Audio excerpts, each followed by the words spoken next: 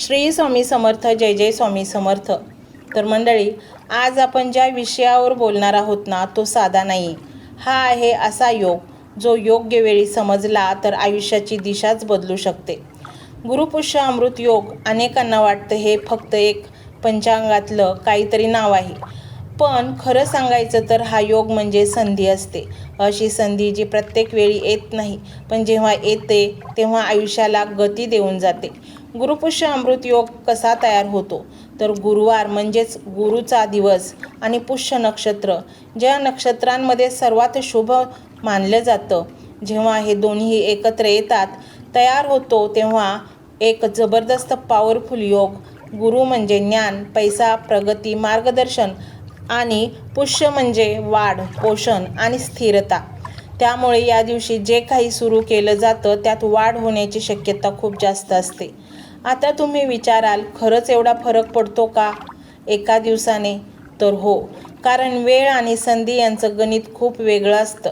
काही लोक कमी मेहनतीत पुढे जातात आणि काही खूप मेहनत करूनही अडकून राहतात. त्यामागे वेळेचं महत्त्व असतं आणि गुरुपुष्य अमृत योग म्हणजे अशीच एक योग्य वेळ.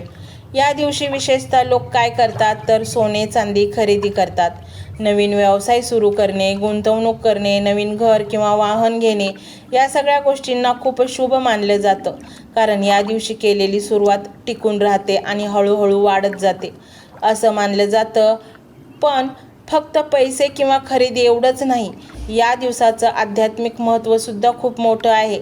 जर तुम्ही या दिवशी शांतपणे बसून गुरुचं स्मरण केलं आणि ओम ब्रह्म बृहस्पते नमः हा मंत्र ऐकला किंवा मनापासून जपला तर तुमच्या आयुष्यातील अडथळे कमी व्हायला सुरुवात होते. मन शांत होतं, विचार स्पष्ट होतात आणि निर्णय योग्य घ्यायला मदत मिळते. आणखी एक महत्त्वाची गोष्ट म्हणजे दान. या दिवशी जर तुम्ही कुणाला मदत केली, अन्नदान केले, कपडे दिले किंवा कोणाच्या चेहऱ्यावर हसू आणलं तर त्याचा परिणाम खूप सकारात्मक होतो. कारण हा दिवस देण्याचा आणि घेण्याचं संतुलन साधणारा दिवस आहे. मंडळी, एक गोष्ट स्पष्ट सांगते, हे सगळं करताना मनात शंका नको. कारण श्रद्धा नसेल तर कोणतीही गोष्ट पूर्ण ताकदीनं काम करत नाही. पण जर तुम्ही विश्वासाने, सकारात्मकतेने हे सगळं केलं तर त्याचे परिणाम तुम्हाला जाणवायला लागतात. या दिवशी सकाळी लवकर उठा, स्वच्छ व्हा, घरात थोडं प्रसन्न वातावरण तयार करा, देवासमोर एक दिवा लावा, शांतपणे बसा आणि मनात जे काही आहे ते स्पष्टपणे बोला. हा दिवस म्हणजे तुमच्या विचारांना दिशा देणारा आणि तुमच्या इच्छांना ऊर्जा देणारा दिवस आहे. काही लोक म्हणतात हे सगळं अंधश्रद्धा आहे, पण विचार करा, जे शेकडो वर्ष चालत आलंय, जे लाखो लोकांनी अनुभवलेलं आहे, त्यामध्ये काहीतरी विशेष असेलच ना. अनुभव हेच सर्वात मोठं प्रमाण असतं.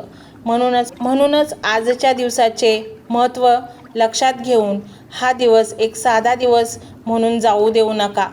आज काहीतरी सकारात्मक करा, छोटी सुरुवात करा, पण मनापासून करा. कधीकधी छोटं पाऊलसुद्धा मोठा बदल घडवून आणतं. शेवटी एवढंच, हा योग म्हणजे तुमच्यासाठी एक सिग्नल असतो की आता वेळ आली आहे काहीतरी चांगलं सुरू करण्याची.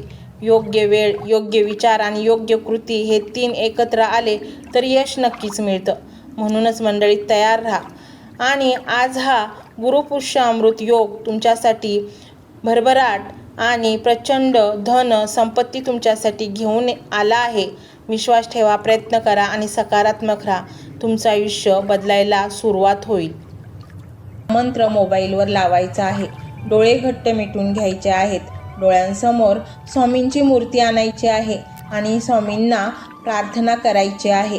हे स्वामी महाराजा, माझे हे संकट दूर कर, माझी ही इच्छा पूर्ण कर, माझे कुटुंब सुखासमाधानाने राहू देत. मंडळी, स्वामी हे भक्तवत्सल आहेत.